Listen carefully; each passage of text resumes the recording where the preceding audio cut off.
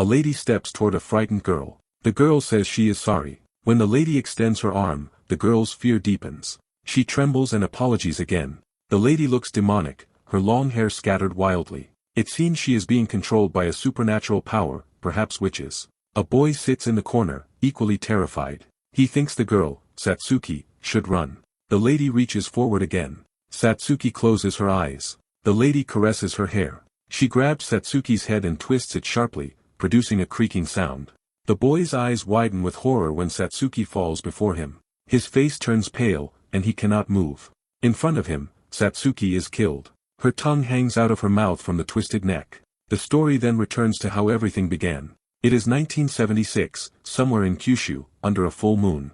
At a shrine, a boy climbs the stone stairs and calls for his brother to hurry. His name is Keita Kobayashi, a 4th grade student. His brother, Akio Kobayashi, in 6th grade, replies that they will get sauce first. They stop at a food stall and enjoy hot soup.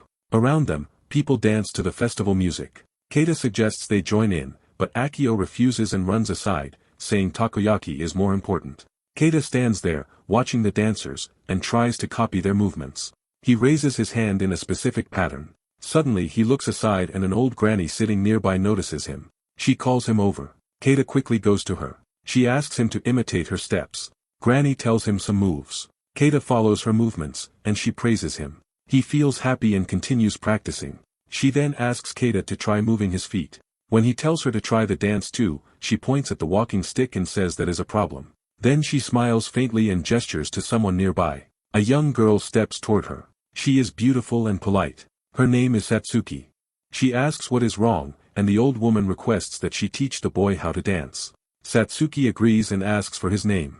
Keita introduces himself and adds that his brother is also there. Akio is dancing nearby. Satsuki smiles and introduces herself to Keita. She tells Keita to watch her carefully as she demonstrates the dance. When she raises her elbow, the light from the festival makes her appear as if she is floating in the dark night.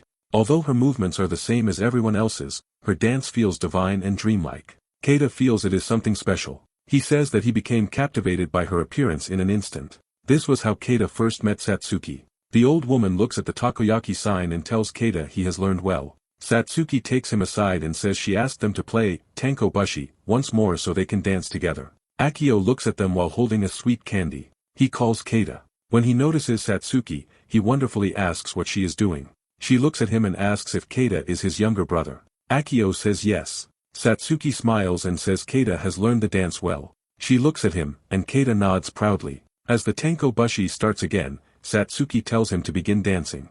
The next morning, the old granny is feeding birds when she hears a greeting.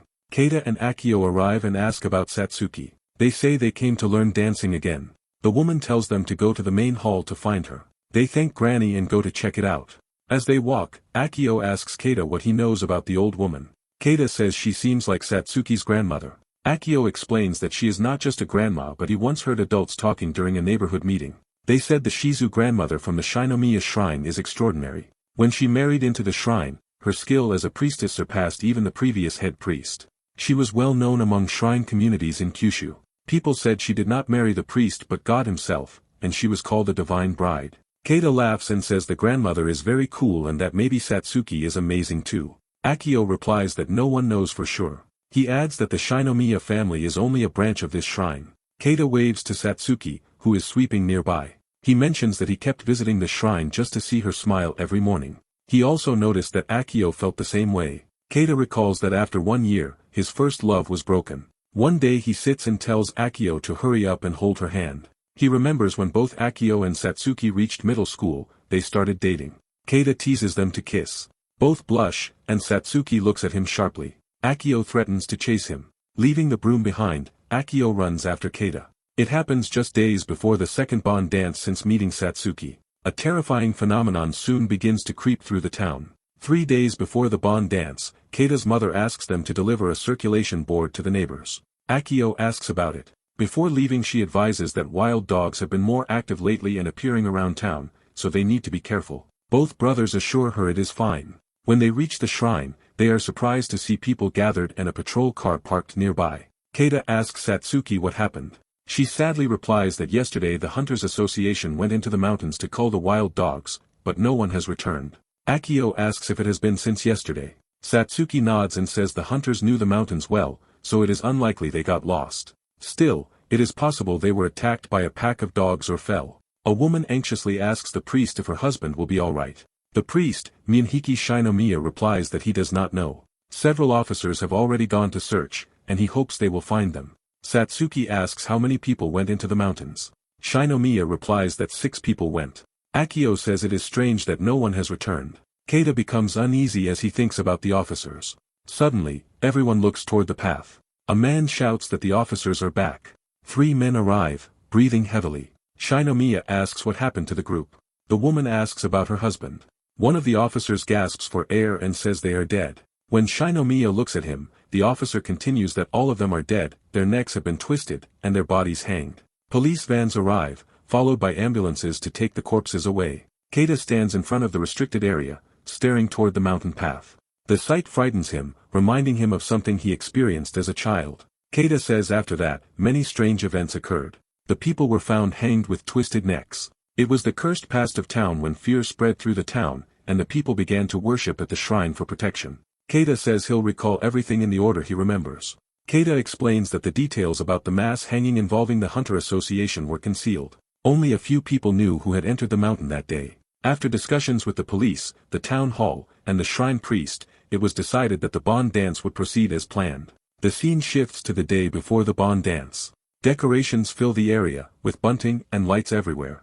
Satsuki holds a marble-like device that emits a sound when she swirls it. Keita, Akio, and Grandma watch her rehearse. Satsuki looks at them nervously, embarrassed by their attention. Keita laughs and apologizes. Akio mentions that all preparations for the next day's dance are finished, leaving nothing else to do. Grandma reminds Satsuki that she will be dancing before the gods and cannot afford to be shy. She gently encourages her to start again. Satsuki nods in agreement. Keita's attention shifts to 2 officers heading toward the mountain, one pointing out the path. He recalls that the police were investigating the case as both suicide and homicide. It was difficult to believe 6 people had chosen to die at the same time, yet homicide seemed unlikely. The ropes were tied to branches at great heights, with no signs of anyone climbing up. Shinomiya had said many things remained unknown, but on the day of the Bond dance, plainclothes officers would be deployed for strict security. If it was murder, the culprit might still be nearby. The thought frightens Keita. The next day arrives. The Bond dance begins under twinkling lights as people gather for the ceremony. Masks are placed to the side. An announcement declares that the Shrine Maiden ceremony will start at the main hall. The crowd takes their seats in the hall. Akio tells Keita it is Satsuki's turn. Keita laughs, recalling how she had been pacing nervously. As the flute begins to play, the boys watch as Satsuki steps out, dressed beautifully and appearing serious. Both brothers seem surprised with her beauty. She swirls the gadget in her hand, moving with grace. Keita is captivated, feeling as though she has turned into a god. She shakes the device again and lowers herself to sit. The crowd watches silently. Keita claps in admiration, but a man beside him pats his head and tells him to look around. No one else is clapping. Keita looks around and notices the man is right. The man explains that she is not dancing for them but for God, so this is not their place to applaud. Keita glances toward the flute player, uncertain. Satsuki then puts on a mask, lifts a tree branch, and continues her dance. Keita questions whether she is truly the same Satsuki. After the ceremony, she approaches the doorway while the flute still plays. Satsuki laughs, admitting she was nervous. Keita praises her performance. She points to herself playfully, calling herself a god. Outside, the shrine ceremony continues. Grandma sits on a bench, mimicking gentle movements.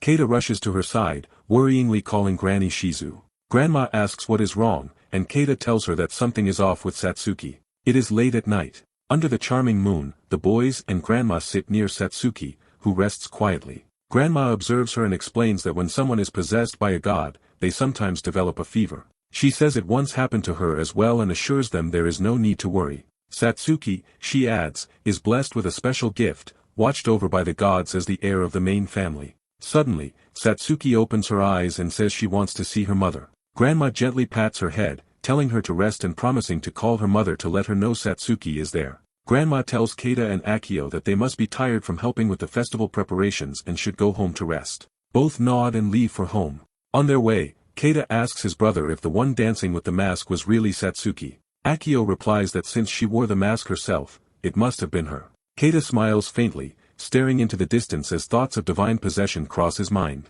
The next morning, the brothers visit Granny and ask if Satsuki is okay. Satsuki greets them cheerfully, saying she feels better and apologizes for making them worry. Relieved, they smile as she offers them barley tea. In the shrine yard, a police officer arrives and presents his card to Shinomiya. He explains that the cause of death in the recent group hanging case has been identified but adds that it is strange. All 6 victims died suddenly of cerebral hemorrhage before being hanged. In other words, they all suffered the same fatal condition simultaneously. Shinomiya gets a shock at his words. The officer states that unless someone could cause internal bleeding without leaving any visible injury, it is impossible to call it either suicide or homicide. Confused, he remarks that it feels like a curse of the mountain. Looking upward, he admits the situation has become so bizarre that even such a thought crosses his mind. He asks whether the shrine has any related history, but Shinomiya denies it, saying he has never heard of anything like that. The officer requests to be informed if any clues appear, then departs. Shinomiya watches him leave, silently repeating the words, "Curse of the Mountain." Keita recalls that while the cause remained unknown and the police were at a loss, a purification ceremony for the mountain was arranged. However, strange incidents continued. During the preparations at the hanging site, the vegetables meant for offerings had rotted, the sake turned cloudy, and the salt became black. Even the onusa, a sacred purification wand, was torn apart. When Shinomiya inspects the site, Grandma comments that an impurity has appeared in the mountains, one that resists the protection of the enshrined deity, or perhaps it has already reached here. Keita narrates that the strange phenomena soon spread from the mountain to the town. Posters warning residents to beware of wild animals appeared. Frightened creatures, seemingly driven from the mountains by something unseen, wandered into town searching for food. An enormous typhoon, unlike any in recent years, struck the area directly. Soon after came a magnitude 5+ earthquake and landslides.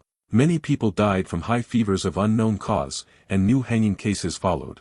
When the townspeople began to believe the place was cursed, something decisive occurred. Early one morning in the classroom, Keita sits alone, reading the headline, 21 dead in a month. When another student enters, Keita walks to the window, wondering what is happening to the town. Looking down, he freezes in shock at the sight of a hanged body. He shouts that there has been another hanging. A teacher orders everyone to stay back and avoid looking. Scared, the children cry and cling to their sensei. Police soon arrive.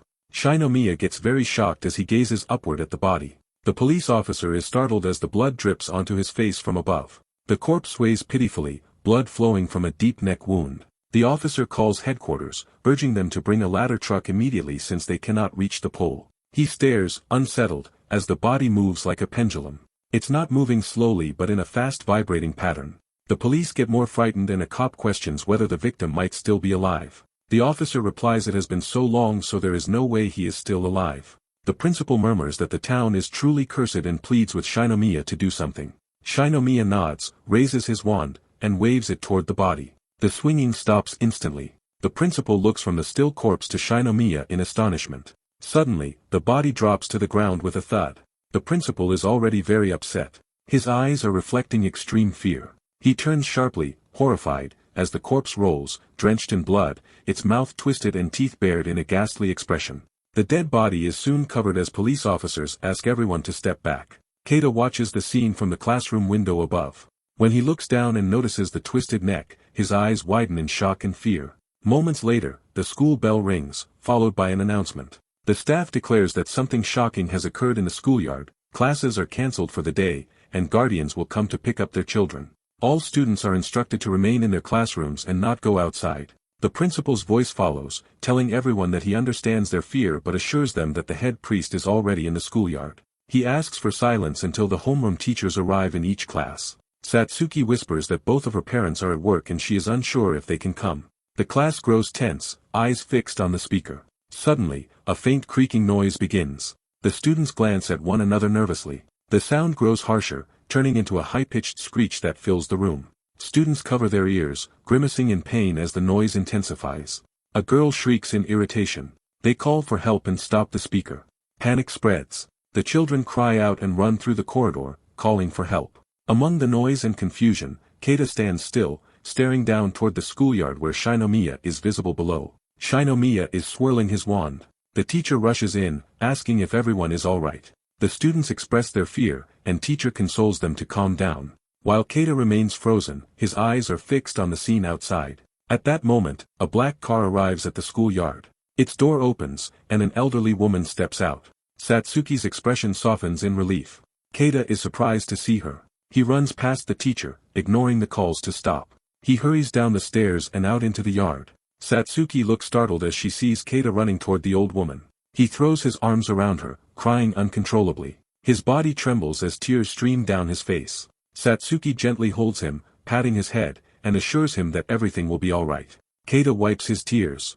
Granny then instructs Satsuki to take Keita away from the scene. Satsuki quickly nods and leads him aside. The old woman, Granny Shizu, approaches the covered body. She pulls the cloth aside and observes the lifeless face, its eyes still open and teeth tightly clenched. Shinomiya, watching nearby, steps back in fear. Granny Shizu glares at the body, her expression unreadable, and gives a faint nod. Shinomiya raises his wand and performs a purification gesture. Keita recalls that after the ritual, the body was taken away by ambulance. Everyone else gathered in the gymnasium, where Granny Shizu performed a purification blessing for the entire school. After that day, classes were suspended for a while. Keita recalls a series of suicides, animal attacks, and disasters spreading through the town. A deep, ominous groan filled the air, making everyone believe the town was cursed. Soon, the groaning spread everywhere, piercing people's heads until they screamed in pain. A man tried to answer a phone call, but an eerie voice came from the receiver instead, filling his home with strange noise. Chaos swept through the city. At the shrine, someone asks what has happened to their town and what they should do next. After a moment, Granny tells them to continue living as usual. Something terrible has come, she admits, but they must not allow it to destroy them. When the man shows some more stress, she says she will not stop them, but warns that even if they run, the curse will follow them. They should stay and wait for a resolution. The couple agrees and leaves quietly. Keita asks Granny if something bad is really happening. She calmly tells him not to worry and to leave everything to the elders. Keita confesses that he heard the voice at school, trembling as he says that the thing is after him too. Shizu places her hand on his head and gently assures him that it is not after him alone but it is holding a grudge against the entire town. Keita asks if she knows what the voice is and what that thing might be. Shizu looks silently at the shrine's ceiling, lost in thought. Keita remembers that the strange events in the town never stopped. People's anxiety grew each day.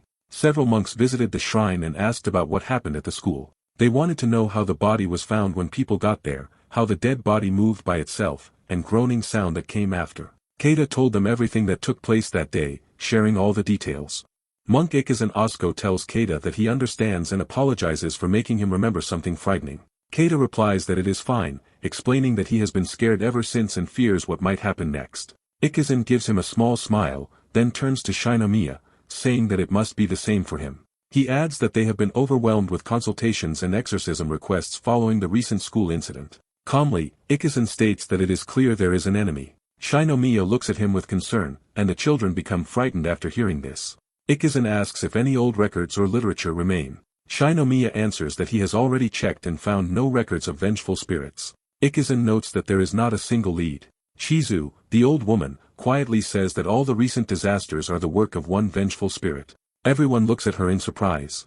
She adds that it is not a solid clue, but when she saw the severed head, she could sense it. The earthquakes, heavy rains, hangings, and heart attacks are all connected. Ikezen appears uneasy, realizing that he understands what she means and who the spirit might be. Shizu explains that she does not know its true identity. It is a mass of grudges from 129 people, all fused together. She says she saw the number 129 and believes it represents the souls gathered as one. Ikezen is shocked and suggests that perhaps an entire village or religious sect, such as the Ikko group, was consumed by the spirit. Shizu says that nothing is known about its origin, only that it is extremely powerful. She adds that the typhoons and earthquakes may have triggered it, and it could have come to the town expecting those disasters. Because of its intense grudges, it might be easier to call it a raging god.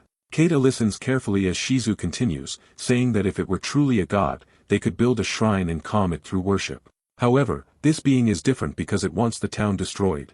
If the town is wiped out, it will vanish as well. She says that there is no reasoning or calming it, only continuous purification. Keita looks troubled as he listens. Ikezen praises her insight as the divine bride of Shinomiya's shrine and asks her to inform them of anything new, even the smallest detail. Turning to Shinomiya, Ikezen says they understand the enemy is monstrous but do not know how to fight it. Despite their efforts, the hangings continue, and the townspeople are terrified. Shinomiya agrees. Ikezen mentions that the strange moaning began at the elementary school and spread as rumors. Now, with the mysterious events in the mountains, the voices are becoming more frequent.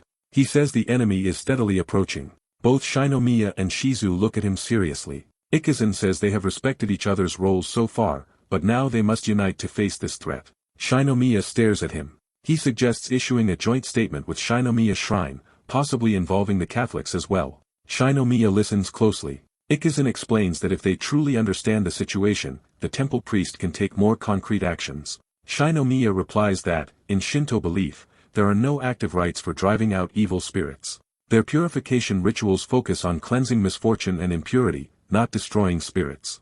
Their role is to mediate between gods and humans. Ikizan says he understands but insists that a grand exorcism ritual will be held to drive out the evil spirit. He adds that if Shinomiya attends, the townspeople will see their unity. Shinomiya agrees and adds there is no problem at all. Soon after, phone calls are made to all residents from Shinomiya Shrine. They are told to keep faith in both God and Buddha, remain strong, and stay united. A grand exorcism ritual will be held at Murin Temple, and due to the high number of consultations, a joint meeting will take place on November 25 at the Myujin School Gymnasium. As planned, the townspeople gather in the school hall for the meeting. Among them, a man stands and asks what exactly these vengeful spirits are. He says they understand the groans and the twisting necks were caused by the spirits, but if no one knows what they truly are, then how they can be completely exorcised. Shinomiya looks at him silently. Another man raises his hand, saying he may have an answer. He holds up a book titled I'm a Village Records of Taboos.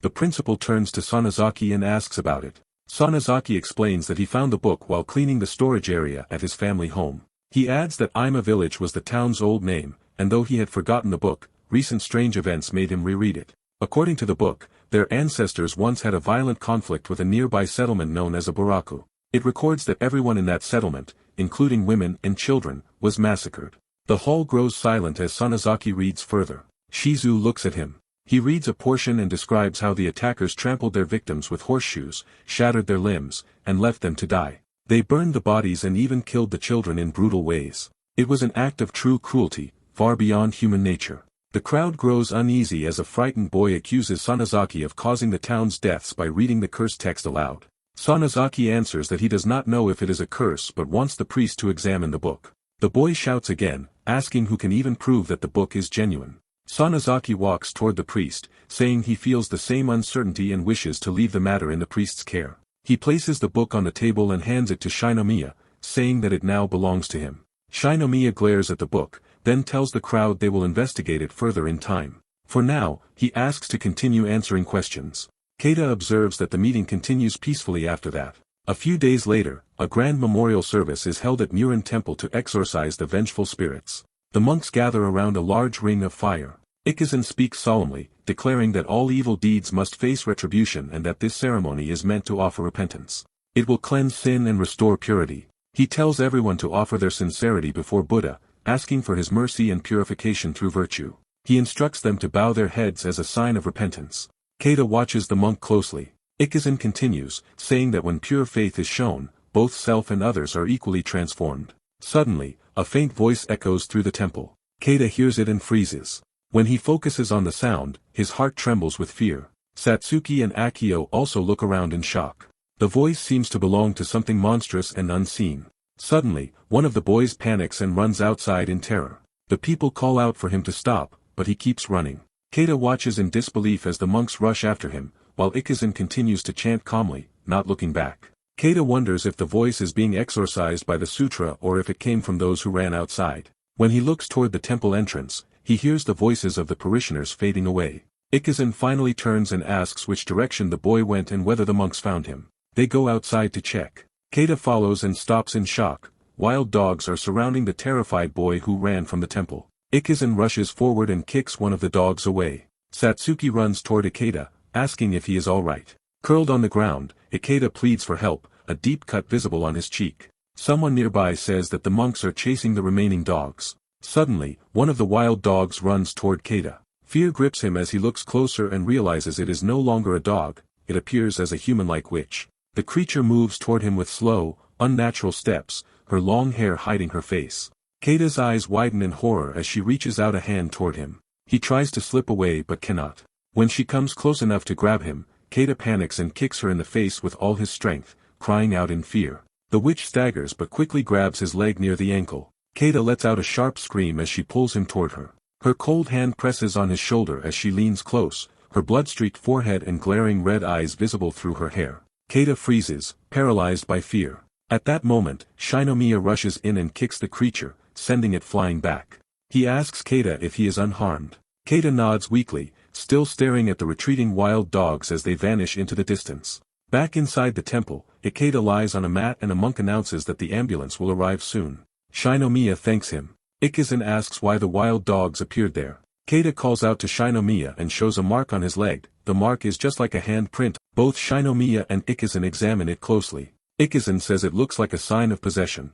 Keita lowers his head, disturbed. Shinomiya instructs that a purification ritual will be performed immediately and that Keita should also go to the hospital afterward. At Yanazu Clinic, Keita shows his leg to the doctor. The doctor looks surprised and asks what it could be. Shinomiya quietly explains the situation. The doctor examines the wound and asks if they are saying it might be a curse. Shinomiya replies that this is what he believes. The doctor says the mark looks like inflammation or internal bleeding but not a normal bruise or sprain. He adds that he will keep monitoring the situation, though the shrine priest likely understands it better. Shinomiya stares at him. Doctor prescribes a compress for the time being. The next day, Satsuki tells Akio that Ikeda will stay in the hospital for a while. Akio adds that his injury is quite serious. Keita looks at them and wonders if Ikeda also saw that woman. If not, then perhaps there were as many spirits as there were wild dogs, and Ikeda might have been attacked by several vengeful spirits at once. Meanwhile, Shinomiya receives a phone call from Ikizan, who thanks him for his help the previous day. Ikizan mentions that a parishioner on their side has also been hospitalized and asks about Keita.